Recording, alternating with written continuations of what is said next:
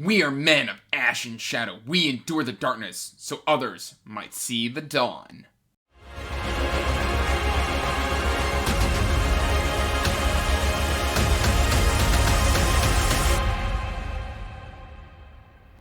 I want to give a huge shout out to my new top tier Wizard Master patron, Mendelin. Thank you so much. Hey everyone, welcome back to Andrew's Wizardly Reads, and as always guys, I'm Andrew, and today I got another book review for you, but before we get to that book review, make sure you're liking and subscribing, hitting that bell notification so you can get regular updates when I put out new content. Also make sure you're checking that description box down below for the link to the Wizardly Duo Discord, as well as links to all my social media and information about my Patreon. And that said guys, today's book is going to be We Men of Ash and Shadow by H.L. Tinsley. This is book 1 in the Vanguard Chronicles. I believe, this was a SPFBO SFPBO 7 finalist this year. And guys, this one was an absolute delight. It was dark, it was gritty, and frankly, it was amazing. I won a audiobook giveaway because the second book just released, and so the author was doing a bunch of giveaways on Twitter to kind of promote the book, and I won a giveaway for the audiobook. And that was narrated by the amazing R.J. Bailey. This man brought this book to life. It was absolutely outstanding. The kind of tone that he was able to bring this book to, which I think, of course, H.L. wrote it this way, but like, if you've ever pictured what it might be like to walk around Whitechapel during the Jack the Ripper era, and just kind of stuff like that, where it's like a Jack the Ripper, Peaky Blinders type of deal. It was absolutely just full of grim and dark tones. I loved the ambiance of this book. It takes place in the city of Diorcy that is kind of run by a Captain Felix Sanquin. And I get the feeling that Felix is going to be like this kind of evil mastermind who's like manipulating events to stay in power.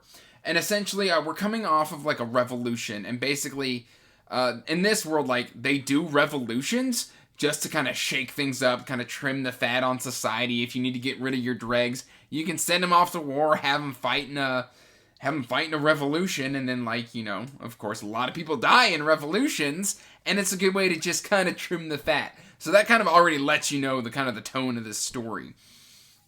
And one way that I would describe this book is it's kind of like just Jack the Ripper era Dexter, like the TV show Dexter, but like your main protagonist is like government sanctioned. So it's kind of interesting.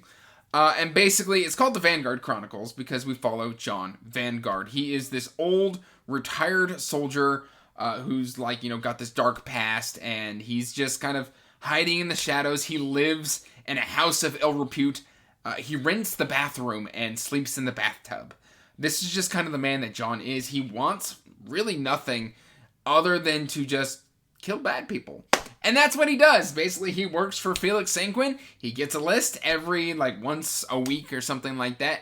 And he goes out and he kills the bad people. He kills, you know, the baby killers or the sex traffickers, the drug dealers, things of that nature. People who are actively hurting this city. No questions asked. He just goes and kills bad people. So he's a killer of killers. And that's kind of what Dexter is, if I remember correctly. And in his travels, he kind of encounters this man by the name of Taryn, who kind of just goes unnoticed. And one of the things I want to talk about when it comes to going unnoticed is this is a SFF book, science fiction fantasy. And it's very, very light on the science fiction fantasy. Like, it's set in a fantasy setting, but so far there's not a lot of magical elements as far as book 1 is concerned. And it kind of works for me. Like, imagine First Law, and then less magic than that. It's very, very interesting. It's almost like Guns of the Dawn level of fantasy, where, like, it could almost be like an historical fiction type of deal. But, like, one of the things that H.L. Tinsley does is just nails the tone and just nails these characters. It works. These characters were made for this setting. It is fantastic. But anyway, getting back to Taryn. Taryn kind of suffers from the same thing that John does. And basically they have this thing where they can kind of walk through a crowd completely unnoticed. Like, they can be standing in front of you and you won't notice them. But it's not all the time, and they don't really know how it works. But it becomes very useful when you need to kill somebody, because it's kind of hard to defend yourself when you don't know somebody's there to kill you. And so they kind of make very good assassins.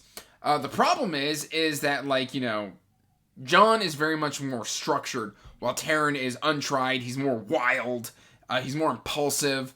And he thinks, you know, he's obviously the much younger man. It's to the point where, like, even in the story, John's like, most people don't live doing what I do to my age.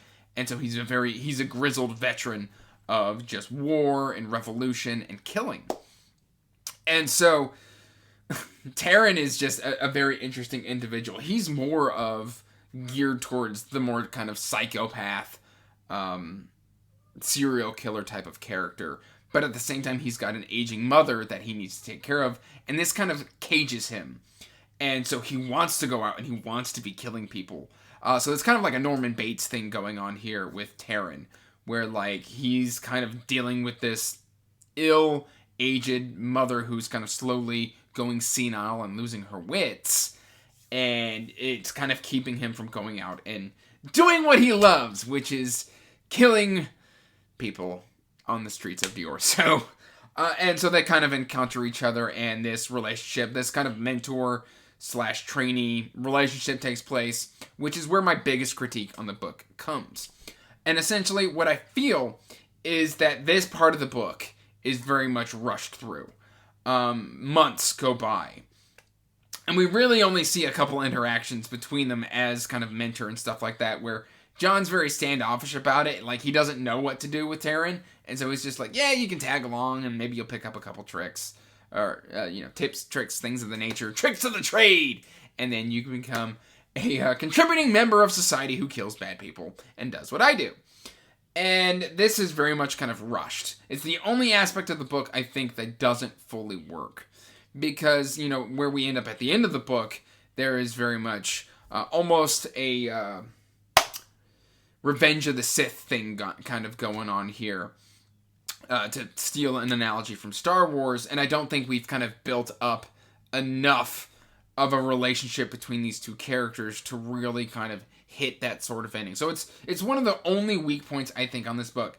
That said, I still gave the book 5 stars because I immensely enjoyed this.